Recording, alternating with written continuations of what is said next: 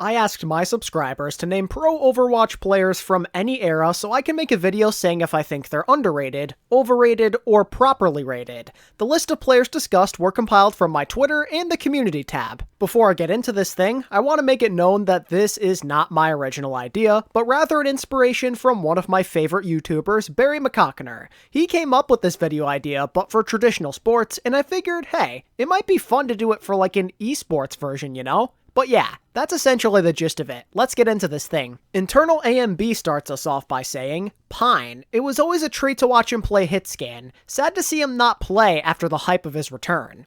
Pine is one of the most polarizing figures in Overwatch League history. His career, in my opinion, yeah, it was short-lived, but the memories that he created are going to last a lifetime. He's one of the flashiest players we've ever seen for sure, and he was a premier Widowmaker and Cassidy player. What he did for the league early on was pivotal for its growth, and it's not something to be overlooked. However, when we think about his accomplishments, there really isn't that much to go off. Sure, he played a role in New York's Stage 3 title run, and he was a solid rotational player, but New York did prove that they can win without him in Stage 2. And on top of that, he never played a game ever again after the 2018 playoffs. His career was just too short-lived. People call him this god of the game, but he just doesn't have much to go off with that kind of title. He would have found a place somewhere sooner, I feel, or maybe gotten another chance to start if he was still good enough. He's a one-season wonder, and for that, my verdict is overrated. Next, we have a request from fellow content creator Dividing, who wants to know my thoughts on Kalios.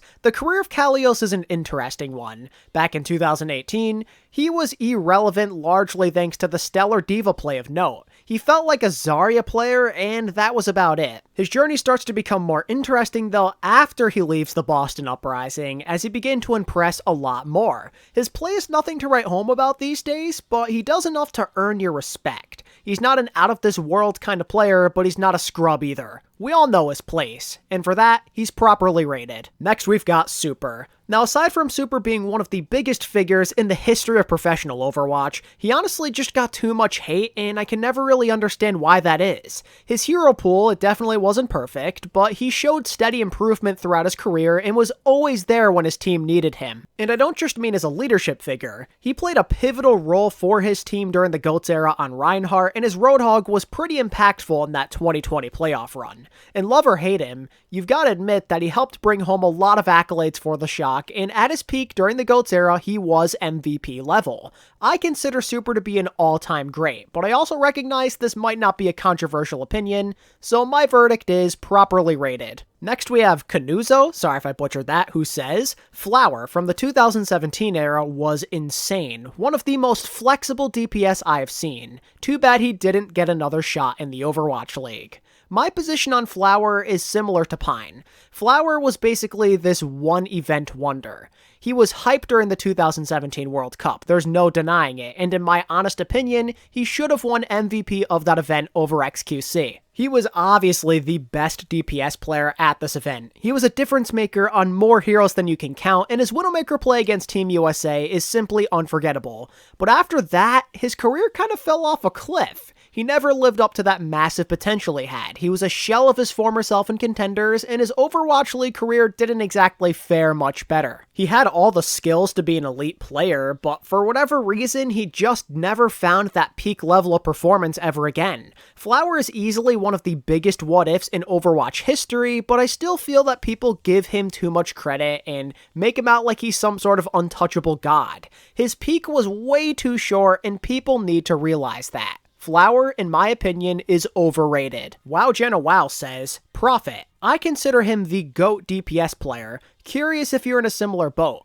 So Prophet is a guy we had to bring up in this video. He's been in the headlines a ton lately. But to answer your question, yeah, I am in a similar boat. Although I am willing to take it one step further and call him the GOAT in general. Prophet is one of the most, if not the most, decorated players of all time. He won in Apex, he's won in the Overwatch League, he's got finals MVPs and stage titles. I mean, the list of clutch feats go on, and anytime a Prophet-led team won something major, he was usually the clear-cut leader of the squad. He is the closest thing that Pro Overwatch has to a GOAT as of right now. But with Prophet's popularity does come a lot of drastically different opinions. Some people hate on him to oblivion, while others almost think that he is an untouchable god who cannot do any wrong.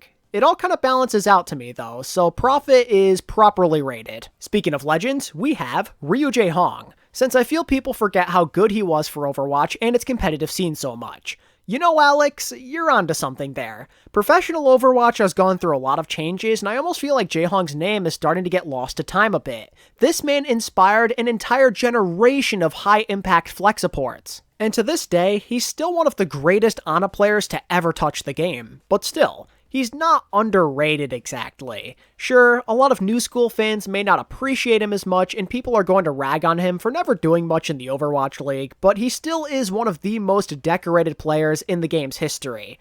2 Apex titles and 2 World Cup gold medals speaks for itself. He's one of the greatest players this game has ever known due to the crazy success he found throughout the game's infancy. Jhin paved the way for the standard that we see now with flex support players, and I know that a lot of OG fans will agree with me, so I'm going to say that he is properly rated. Next we have Tommy, who says, Baby Bay, a player who had crazy games where he would outplay top players in the league, and then games where he would go quiet. Yeah, you're kind of right there. Baby Bay had a pretty interesting career. His play varied a ton, but when you go back and watch, he honestly was fairly reliable throughout most of his career. During the very long off-season drought that we had, I watched a lot of games from the inaugural season, especially with the Shock, and I came to the conclusion that Baby Bay was a lot better than I remembered. I think people tend to forget because the Shock were a pretty meh team back then. They were just starting to figure things out.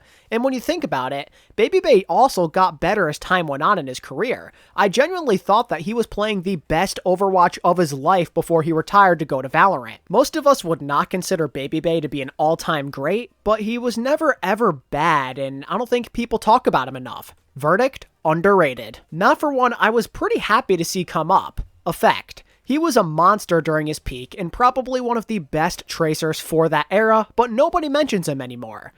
Effect is a pretty interesting case. He's another one of those big-time what-ifs. His career got cut very short thanks to a combo of burnout and playing for a very poorly ran Dallas Fuel roster. But the thing is, during his peak, he was a top-level DPS who carried a poor excuse for a team all by himself. I mean, he dragged them kicking and screaming. His tracer was one of the best in the game, and his work ethic was just unbelievable. I oftentimes imagine what he could have done if he played for a good team. He might have walked a different path. The problem was, it just seemed that Dallas were better off without him. That's my main criticism with Effect. Maybe it was just the timing or being in a bad situation, but the moment that Effect stopped playing, Dallas got better, and I question his ability to succeed in a team environment because of it. I don't really think it's fair to call him overrated though, as the Effect hype has died down a ton since he's kind of irrelevant at this point, and he's not talked about much in terms of what he could have been. So for that, I'll say properly rated. Moving on, we've got Bumper, the Giga Chat of all Ryans.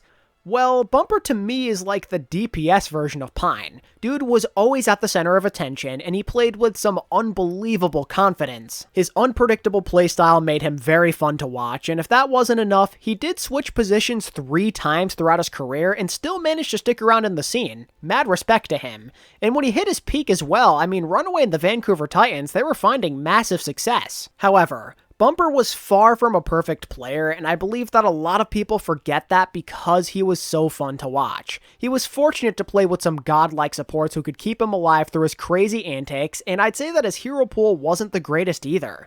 Bumper was a good player with historical significance, but not an all-time great, and I think a lot of people just hype him up too much these days, so I'm gonna say that he is overrated. Next we've got Ding. Easily the best Pharah of all time. Sorry, Jinmu. Okay, maybe that Pharah part is up for debate for some people, but I do agree that Ding needs to be talked about. He really helped put the Shanghai Dragons on the map in 2019, and he played an absolutely massive role in their success. His Sombra and Pharah both found immense value in a meta heavily dominated by GOATs. I mean, this guy was a real monster. He played such a huge part in giving the Dragons their own unique style, and when they peaked, he was at the forefront of it with arguably the most memorable performance on Pharah we've ever seen.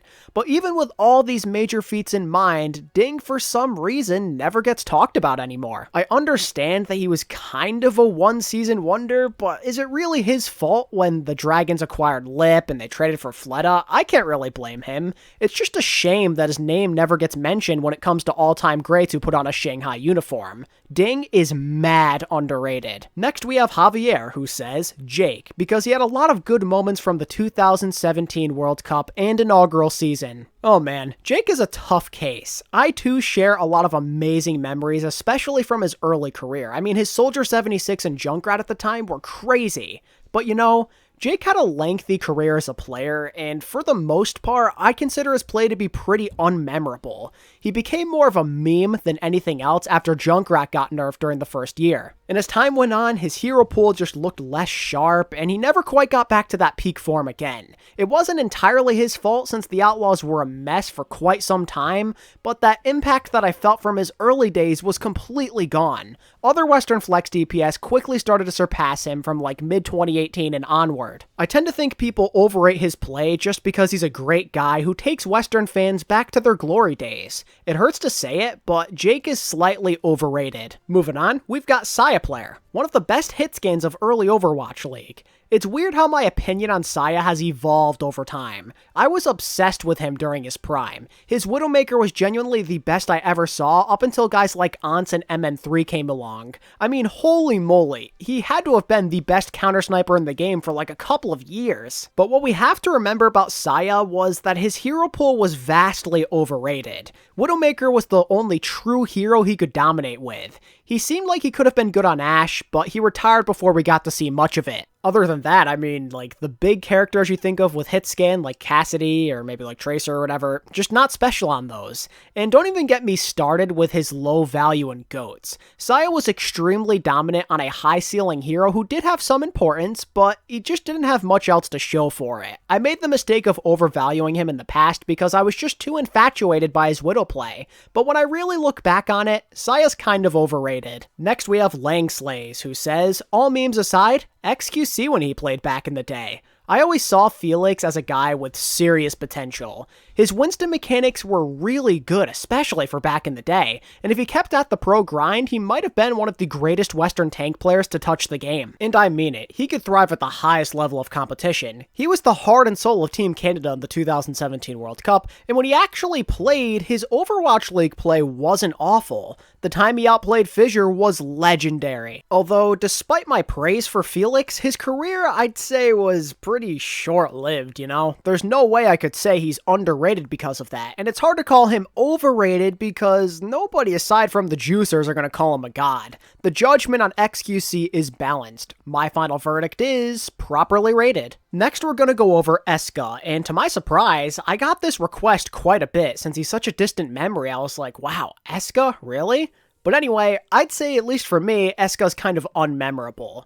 He's always the last person that comes to mind for me on those Lunatic High teams. Now, maybe it's because he didn't join the Overwatch League, because, you know, he had the whole military service thing to do, but I always tend to think of Toby, Jaehong, Who Are You, Miro, and Zumba before him. Each and every one of those names had something major attached to them, from big plays to pioneers of certain heroes to MVPs. And Eska, I don't know, he just kind of existed for me. It's not to say that he was terrible, just more of like a background role player type of thing. Verdict? Properly rated. Decay. As a Justice fan, it's so insane that sometimes he can pop off like crazy, and other times he looks like he's in bronze. I mean, yeah, that's kind of the cold hard truth, right? The last 2 years have seen Decay drop off in terms of consistency and that hype factor. He's not a terrible player, but he's been unable to fulfill that potential that we saw in 2020. Decay coming into the Overwatch League was one of the most hyped up young players of all time. I mean, he was like at that sparkle, proper level of hype.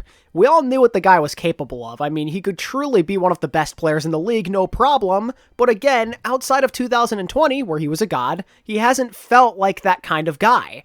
And with how little people have talked about him in recent memory, I'm willing to say that Decay at this point in time is properly rated. Fissure. not counting his offstage performance, strictly gameplay-wise. We're getting pretty specific here, but alright, I'll roll with it. If we're talking just from his gameplay, Fissure might have had some of the highest potential of any main tank player of all time. In 2018, he was arguably the best tank player in the world, and he truly provided his value after getting traded to the LA Gladiators. Those guys went from mediocre to a true title contender. Literally, just one player changed that entire future of the season. There's very few players who carried as hard as Fissure did on Winston, or just in the tank role in general even. He was consistent, he was explosive, and most importantly, he pushed his teammates to do better. However, I feel that a lot of people with all this in mind still forget about him these days. And the reason for that, I suppose, is maybe understandable, as despite his legendary status, his career did not last long at all. 2019 and 2020 saw him play very little due to personal issues the first year, then the second because of that whole Vancouver drama. So there were very few chances to prove himself after that initial first year. And the few times he did play and get the chance to do that, he still did look good. Maybe I'm just an old head or some sort of boomer, whatever you want to call me, but the Fissure talk has died down a lot and way too much for my liking. Verdict: underrated. Next up, we have alexyOWL, with a threatening aura behind it. How fun! I'll get to the point here. Most people love alexyOWL. He's an all-time great with plenty of accomplishments to his name. He's a Contenders and Stage champion, he's a Rookie of the Year, and furthermore, he was a top-tier Genji and Brigitte player at their biggest points of prominence. alexyOWL is a Hall of Fame level guy. He played a huge role both on the Titans and Runaway, and is one of the best players to touch the game competitively. alexyOWL is greatly appreciated by this community. His high level of praise is absolutely deserved, so he's properly rated. Ooh, Alyssa's got a good one here. Bunny Season 1 Valiant. As a Season 1 fanboy and a former Valiant fan, I gotta say, I absolutely adore Bunny. His Tracer was electric. I mean, one of the better ones in the league back then. I could not believe, as a former Valiant fan, that my team got him for pennies in that trade with Soul, because honestly, I thought Bunny was better than Munchkin. I thought he was the better Tracer player, the better option to have. And while he was only really a rotational player who came in during Stage 3 for the Valiant, he helped change the dynamic of the Valiant's DPS line. Not only did he make Soon and Agilities feel a lot more comfortable out there, but he helped fix the biggest criticism that the team faced at the time, that being that the DPS rotation was weak, and the man came to play. His in-your-face, aggressive style was a nightmare. Just ask the Gladiators and Fuel, among others, during that time. He was breaking hearts left and right. Bunny needs some more respect. Verdict: underrated. And finally, Maddie says, FD God. He was one of the best main supports in Season 3, but then never really got a good chance with the Shock, and now has no team. On one hand, I feel like FD God would be back in the league this year if he was still good enough. But at the same time, Maddie does make a great point. It's critical to remember that FD God was a top-level main support in Season 3. He was one of the best young players by far as well. His aggressive Lucio was amazing, and his Brig was serviceable as well. He made up one half of that elite Paris backline, and it's all because Paris was the correct fit. Him and Fielder's playstyles balanced each other out, which allowed for him and his team to win. And main supports are just a very underappreciated player type, so the fact that he could stand out was very impressive. But then of course afterwards he joins the Shock, and it was just a poor scheme fit, I believe, since him and Violet both tend to be on the aggressive side. Now, his hero pool outside of Lucio also fell off, which is a fair criticism to make, but man, this guy gets a lot of hate for no reason because poor scheme fits happen. He had one good year and one bad one. People are acting like he's a bust these days, like what he did in Season 3 is completely irrelevant, and I don't think that's very fair at all. So in my opinion, FD God is slightly underrated. And on that note, that's going to do it for my Overwatch version of Overrated, Underrated, or Properly Rated. I don't really know how this video is going to do performance-wise, but if it does do well, and it pops off, and you guys hit that like button, leave comments, all that stuff, maybe we'll do some more, because there are a lot of questions that I could be answering, and I'm sure you guys want to hear them. So yeah, we'll see how it goes. But anyway, I just wanted to thank you guys so much for watching this video. I hope you enjoyed it, and until next time, this is ATP, signing out. Peace.